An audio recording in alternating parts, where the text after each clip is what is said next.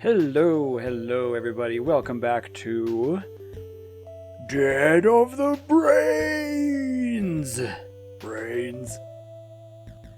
I'm YSGuru and we are continuing with this game. We're in our room here with Shira and they're having a bit of an argument. Cole is upset because he just learned that, Shira's got the virus in her. Saw the rash on her chest, and so yeah, she's getting upset too.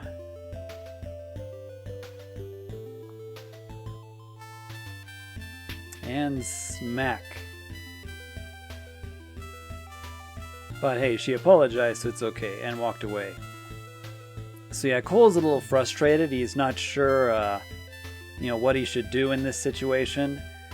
The doctor in the back room said the only way that we can maybe cure her is to get Doc's brain.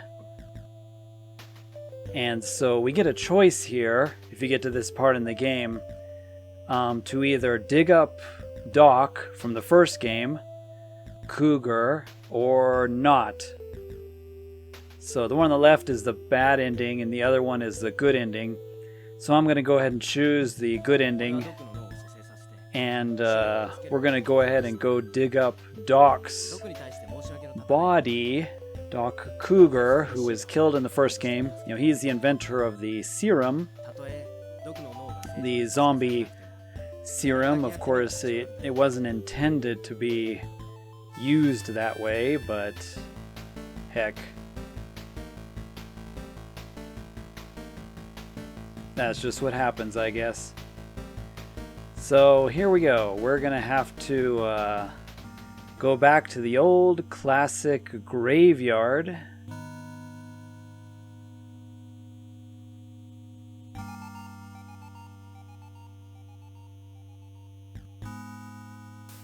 And look around for Doc's body.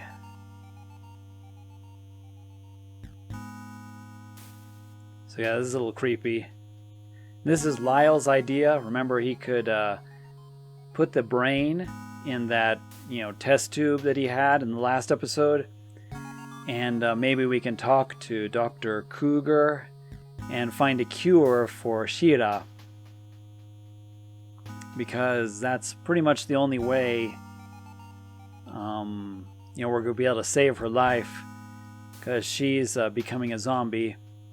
But the other choice is not to dig up the doctor and his corpse. And that apparently gives you the bad ending of this game where you can't save Shira. And I guess there's a lot less scenes. 1933 to 1992. Cougar, huh? So here's his tombstone.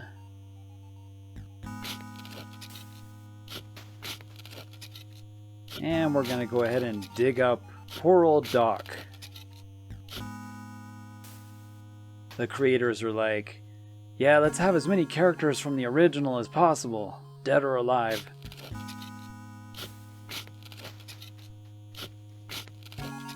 But hey, I kind of like that it's, a sequel relating to all the original characters in some form or another. Wow, just like that, giant casket pops up. I don't know, I could be wrong, but after 2 years, I don't think the brain is, active anymore. I mean, I'm pretty sure it would be disintegrated by now, but that's just me. This is game logic, so hey.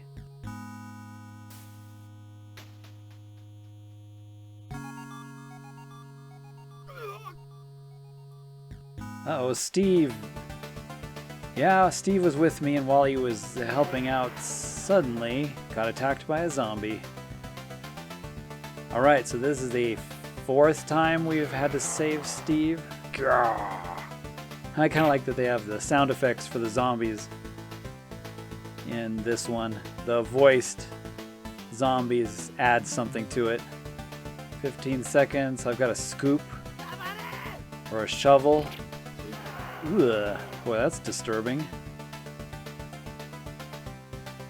Got it on the first try, though. Scoop is just, sort of a Japanese katakana for shovel. So I use the shovel to cut his head off. Lovely. And hey, at least here we get a nice scene with Shira on the roof. She understands our concern. She feels like she's, jamasuru, she's kind of in the way of what we're doing, and, all we're doing is just constantly trying to help her, but maybe we need to be doing other things.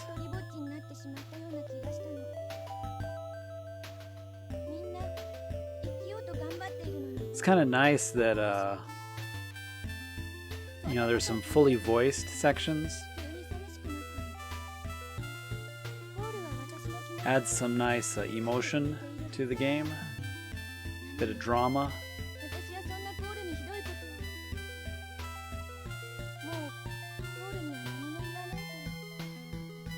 Watashi no koto wa shinpai shinai de.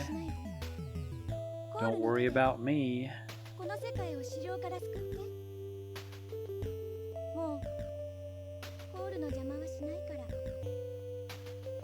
She's not going to get in our way anymore, and she wants Cole to help save the world, pretty much, but you know what? I think Cole's purpose is to save her. So yeah, that's still our goal right now, where we're going to work on saving Shira.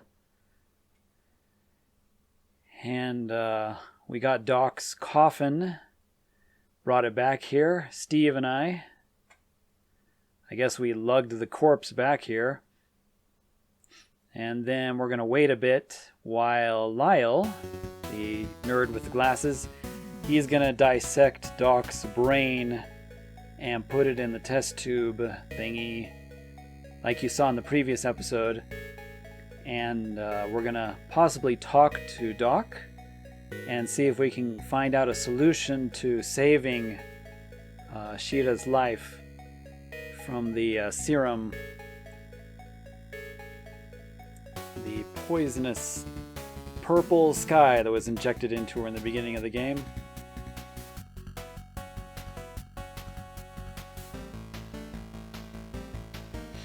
So yeah, I'm not sure what's going on next. We're kind of waiting to get Doc's brain set up and ready. Fortunately, we've got a good scientist on our side, it seems. He seems to be a pretty good ally.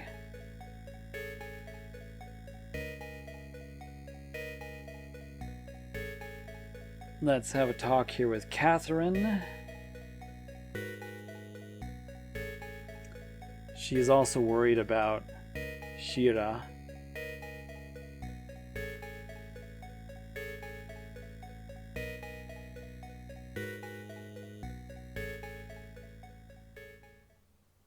Apparently, she's kind of aware of Shira's situation, that she's slowly becoming a zombie and gonna lose it. So we're on a time frame here.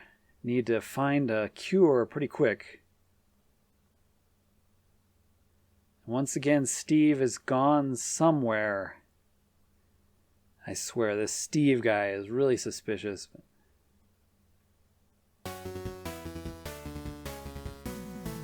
Notice most of the game is spent, in this hallway here in the safe house. Just talking to everybody. So apparently, I cut out some dialogue there, but Steve went to the, what do you call it? That pharmaceutical place that they've been mentioning. Where apparently David was doing something, David White. If you can read katakana, they've been, mentioning the name of the place. Daniel Nitsuite, Shira. So these are just some questions for the conversation, not really necessary. So where did Steve go? He was angry and left his room. I'm just gonna choose something randomly here. I don't think this matters too much. Yeah, Razoban Seiyaku. So Razoban Pharmaceuticals or whatever is the name of this place where these drugs are being made, and apparently Daniel White is there. Aww. So Cole decided to head out, to find Steve, because apparently that's where Steve is going. As a police officer and detective, Catherine's worried, because we're going to go there too.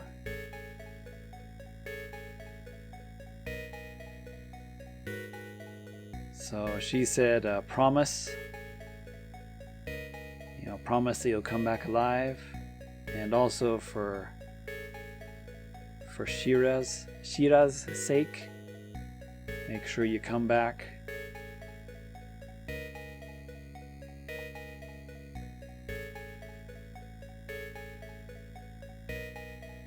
So we're gonna go and face Daniel White here, the founder of this pharmaceutical place, probably all just so he could experiment with the doc's, serum, make his own virus.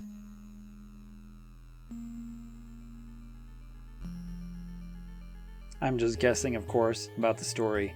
This story is actually pretty convoluted. There's a lot of characters, a lot of strange relationships in between. The characters, and too many coincidences for my liking. It says there the car's engine is warm, so it must be Steve's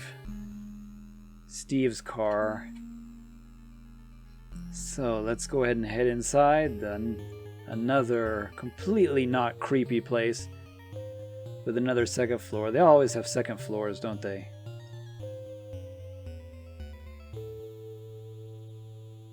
Back in the day when those tobacco ashtrays were pretty much everywhere, you could pretty much smoke anywhere you wanted to.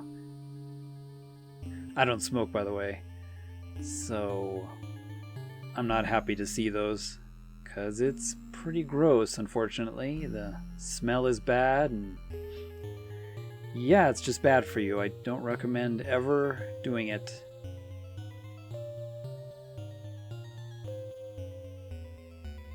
Can't move yet, so gonna have to look around a bit more, get some more dialogue, because that's how this game works. Of course, he went up to the second story floor to check out this dilapidated sofa. Still can't go. Oh, I can observe the window. Not sure why that has to do with anything, but okay, now we can move. Oh man, give me a break. You got another one of these super creepy hallways. Let's see, door number 1, door number 2, door number 3, and no, there isn't one at the end, although it looks like it. Alright, what should we do? Let's try door number 2. And it's full of cardboard boxes. Just what I would always expect in door number 2.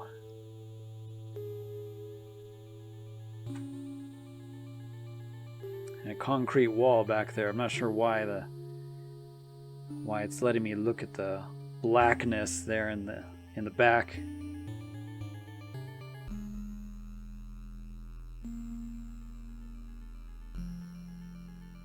Damboru. Just lots of damboru.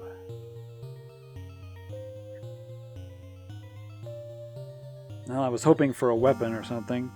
Oh. So suddenly we jump to a scene where Steve is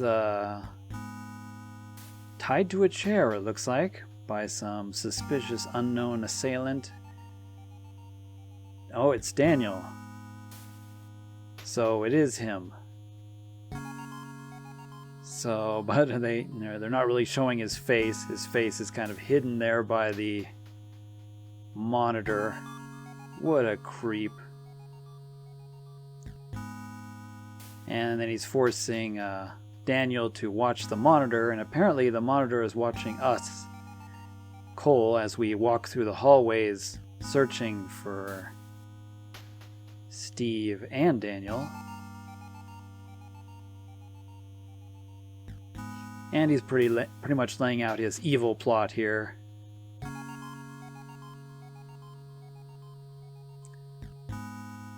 Cole, kuruna, he said. Cole, don't come. Yeah, right, like we can actually hear that from your secret room. So let's check room number 1. Now we know that we're being watched, and oh boy. I'm not going to bet money, but I'm guessing that arm underneath that plastic sheath is going to start moving, come to life, and grab me. Just know it. Why is there a corpse behind bars back there? I have no clue. It's probably already zombified and so was going crazy, and so Daniel had to lock him back there for the experiments. There's a bed from under the sheets. There is an arm. So nothing really happened in that room. Nothing jumped out at me, fortunately. I didn't notice anything that we could interact with. So we're going to try door number 3 next. And apparently it's locked. Because of course, it's always locked. There's always something locked. And can't go to the one at the end. I don't know, let's go to door number 2 again. Yokoso Razobane. Oh, well. So apparently going to door number 2 triggered Daniel. And he's got a submachine gun aimed at us. Oh, this is the second time we've met. Second time? Jodan janai. It's the first time for the last time we've met you. Oh, a backflash to when we were going to Shira's room. He was the guy we passed in the hall that was wandering away from her apartment. So this is the second time we've met him. So after much talk, he was about ready to shoot me, and Steve jumps in to the rescue, hitting him in the back, and we got a time limit to do something, and well, hope I did that right. Shoot him in the heart. Apparently I did it right.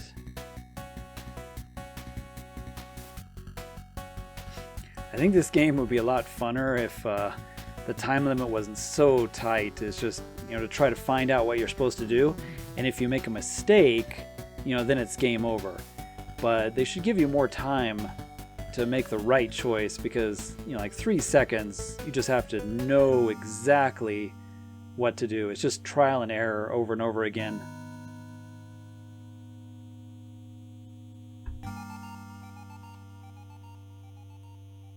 So it seems like he's still experimenting with this. There you go. Steve is just ticked off, and just shoot him in the head. Let's end this. See, now that's the way to do it. Whenever there's a villain that's wounded, you just finish him off, or else, something bad will happen later.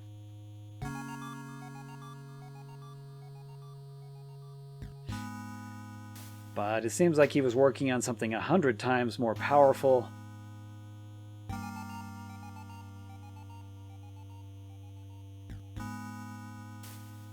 Not sure why, but apparently he's not the ultimate mastermind. But yeah, he was saying we're too late. Everything's set in motion. Uh-oh, so we came back to the lab, the safe house, and yeah, it looks like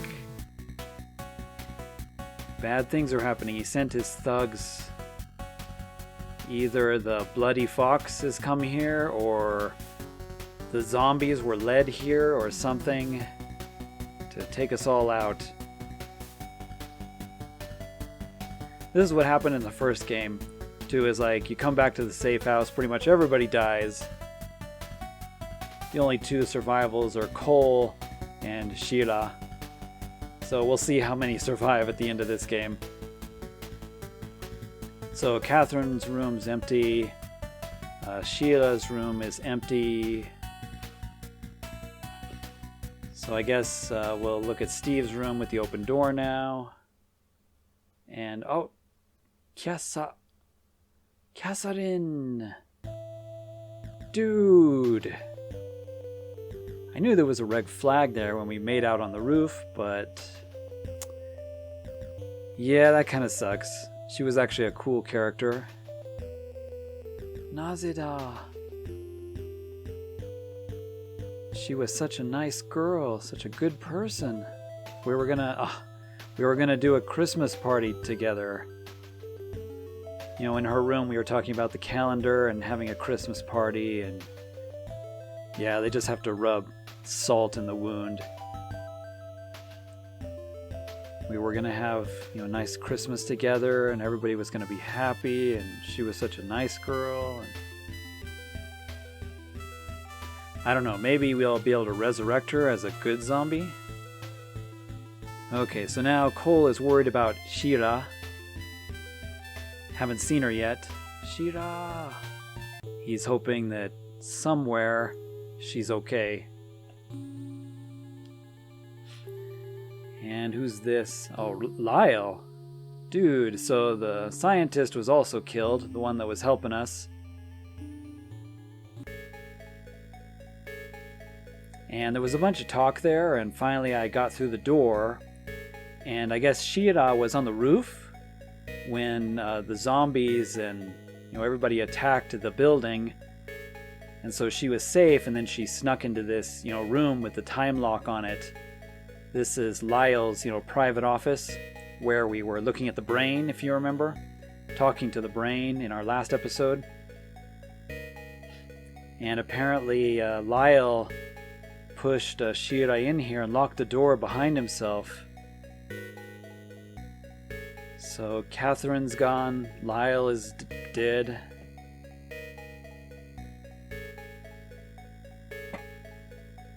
And apparently Lyle, let's see, it's explaining Lyle was setting up everything for us. So with Doc's brain and everything in his machine, so he could access the conscience or Doc's memory. So Lyle was probably a pretty good guy, but he set up everything for us, got everything ready to talk to Kuga. And he even saved Shira in this secret room, but it looks like got himself killed in the process. Well, that's too bad. Whoa, Doc's brain isn't doing too well. And why in the world are the eyeballs still attached? I mean, come on. When you pull a brain out of somebody's head, the eyeballs don't go with it, as far as I know. And why do they need to be there? Looks like only one of them's functioning anyway. It's me, Cole. Please, Doc, wake up. We need your help. No response. Doc, please respond. No response. More. Let's just give up. There's nothing we can do.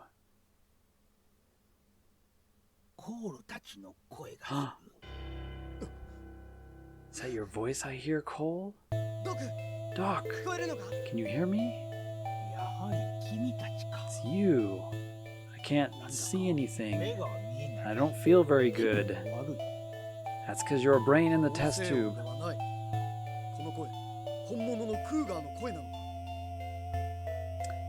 I'll try to be quiet because this is a fully voiced scene, it appears.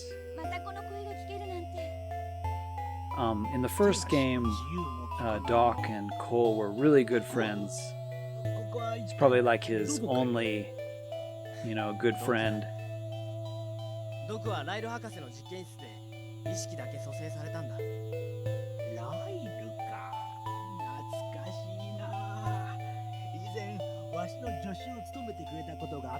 Yeah, Lyle was a friend of Doc. I guess they worked at the same, research facility. Cole said that Lyle was killed, and Cougar says that's too bad. And you died 2 years ago, and we need your help.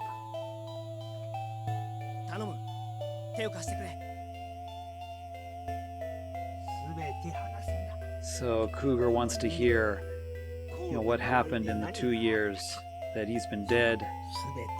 What all's been going on. So Cole's gonna explain real quick here, apparently.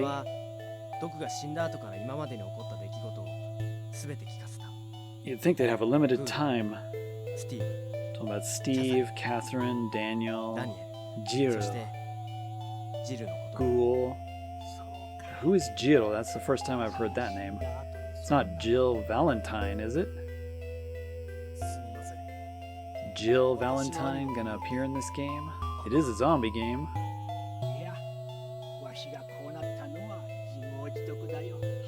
It's like, let's throw in a Biohazard reference there,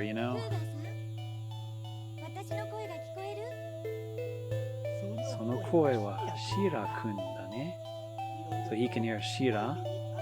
It's like, because of me, you've been through probably a rough time, huh? Because he invented the serum. And he's now explaining that Shira's been infected. So what can we do?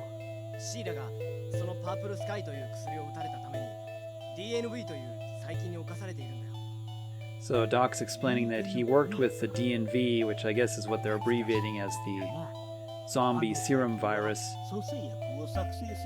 And, there weren't very good results, so he made a catalyst,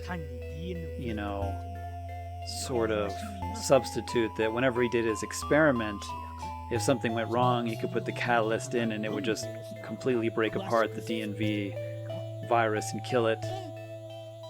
So that's what we need.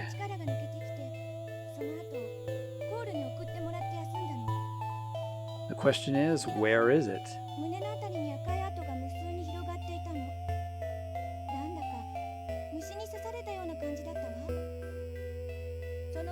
That eyeball's creepy. I think it's looking at me.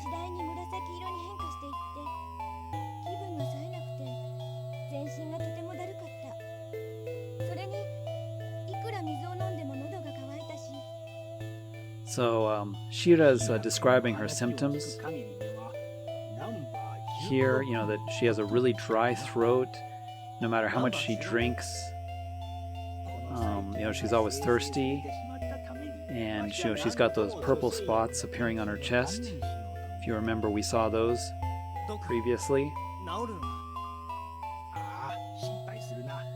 So Doc assumes it's just a number 16, part of the DNV,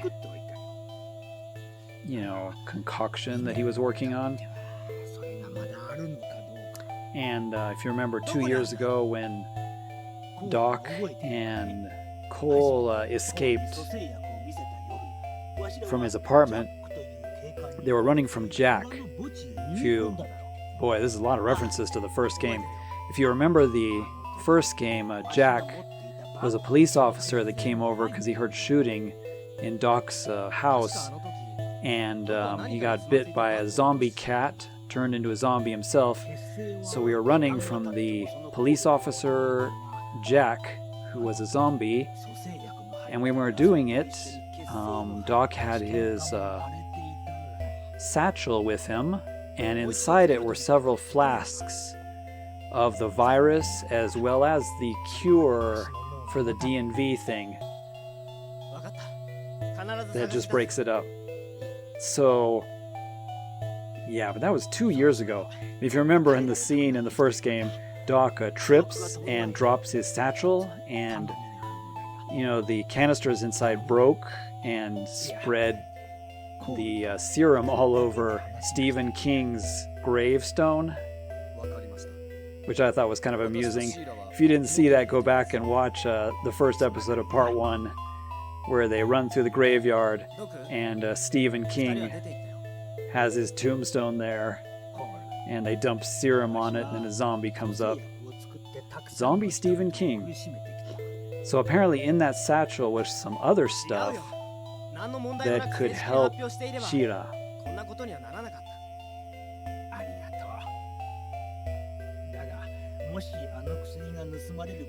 So we're gonna have to go back in time, back to the past, to that graveyard. But you know what? After 2 years, I mean, would a satchel really still be there? I mean, come on, you'd think the Undertaker would clean things up? Especially if it was spilled all over Stephen King's tombstone.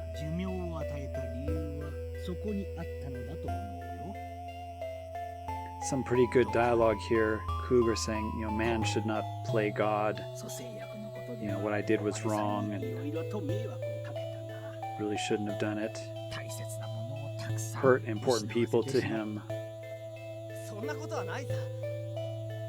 Cole says, don't worry about it.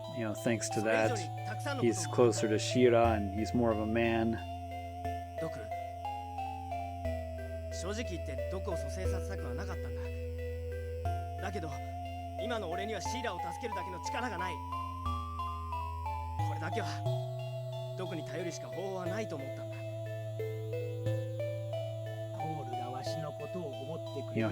He's apologizing to Doc for digging him up, and attaching his brain to this, but it was the only way that he could think of to save Shira. Remember, way back in the beginning, there's a choice to not do this. And if you don't, then all of these scenes will not be here. Like the going and digging up Doc's body, putting Doc's brain here in the thing. All of these scenes are non-existent if you choose that other ending, that other route where you refuse to dig him up.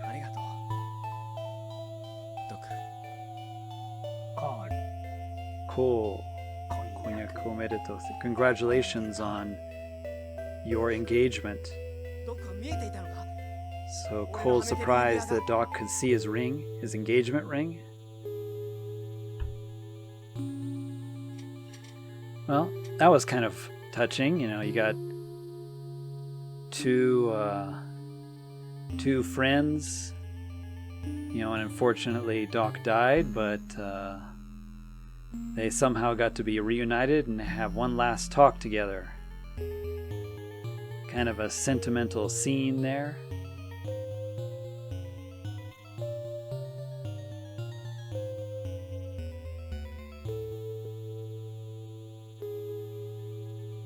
So, I guess the next step is we are going to go back to the beginning. We're going to go back to that graveyard where Doc and Cole ran through and dropped his satchel. We're going to go look for that satchel as quick as we can. And I don't know who this Jiru person is. Somebody that was related to the project. I don't know if you know if somebody knows, let me know in the comments, but that's the first time I've heard the name. Maybe it was referenced before and I didn't notice. Lovely graffiti, as always. Natsukashi da ne. So this was the place we ran from in the very first game. We ran through the cemetery. Worst possible place to run while carrying a zombie serum. The weather's looking pretty bad here. So we better hurry Why is it always a graveyard? Do we really have to... This is the second graveyard we've had to walk through.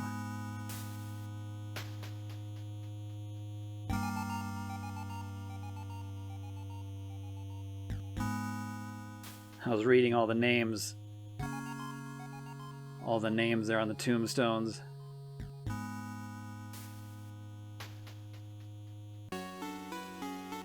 So, wow, we came to a kind of a cliff here walking around, and there's a zombie munching on somebody's brains.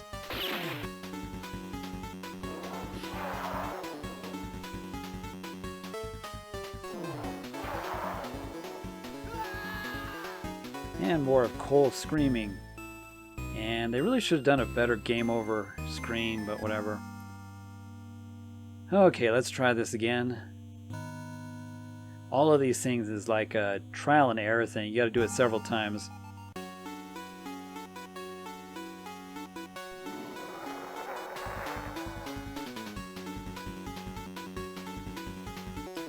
Okay, so 10 seconds. I shot him previously. Is there anything else? I'm just looking around to make sure. I like the way he's just munching there.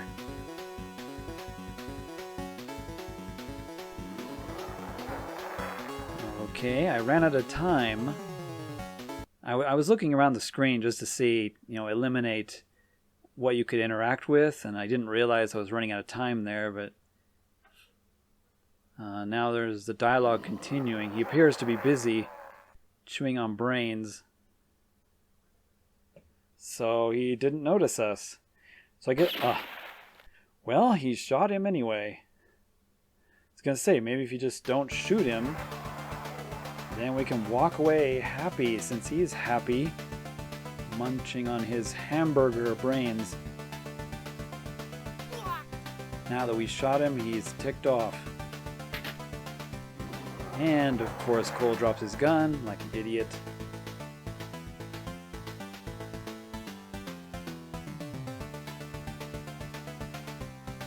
And we have some choices.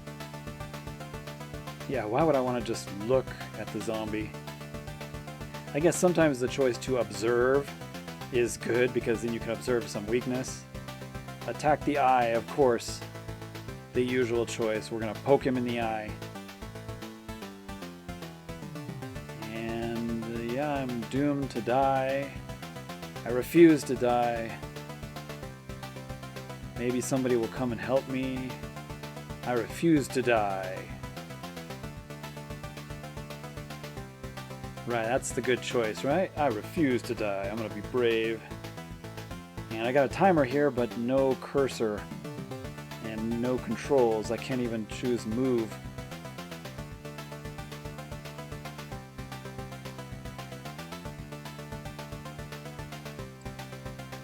And yeah. Apparently that was a bad choice. So here we go again. I chose to observe the zombie first. Just choose like the first options. And then I chose this one where, yeah, I'm gonna die. I'm sort of giving up hope, and this is the end for me. So you're supposed to choose the choice of like, he's sort of giving up. There's no way out now. This is the end of the line for me.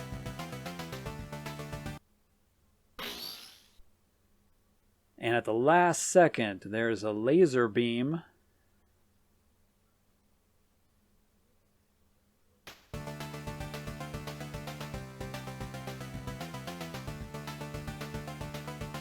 And lovely. Knocked the zombie down. Not only did he get impaled, but his head is gone for some reason. And Cole is saying that that light that he saw, that laser, was incredibly familiar. So yeah, here we go with, that was probably Ghoul. It's pretty obvious. I don't know why Ghoul is shooting the zombie. But yeah, Ghoul was the Terminator in the first game, the android robot. Yeah, he's even mentioning the robot there. Cole was thinking about the android because we got shot with lasers last time.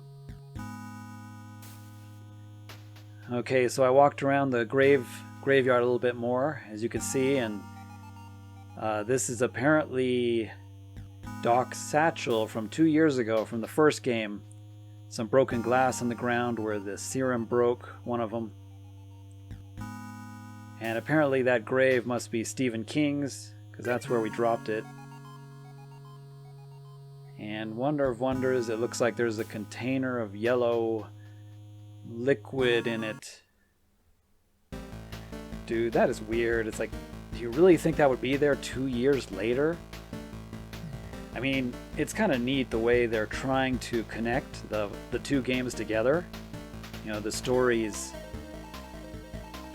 trying to connect the stories together. You know, put as many references. Oh, there's the book from inside the bag, which is the notes. Cougar's notes, Doc's notes about the serum and how to counteract it, I guess. So yeah, it's funny, after a long dialogue there, we go to help Shira. It's like, why didn't you go in there to begin with? And just, you know, hurry up and help her. It's like, no, let's chat for 2 hours before we give her the needle. So we're gonna insert her with this serum that Doc's brain said would probably counteract the DNV virus, whatever it is. Yeah, like I was saying, I do think it's interesting that you know, they're trying to connect both games together into one full story. So you got a lot of references to the previous one. If you want to see it, it should be on this playlist. It was only 4 episodes, pretty short games, so go check out Dead of the Brain 1 if you're curious about what happened in that game. Probably better to watch that before you watch this.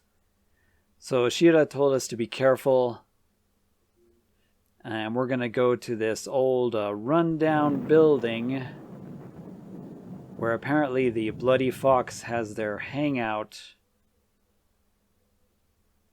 and see if we can, you know, get some answers out of the Bloody Fox of where exactly they got this serum, you know, the zombie stuff, what's going on. Probably our last lead at the moment, I guess. I'm not sure how we got this clue, but anyway, I'm going to stop here. We'll see you in the next one.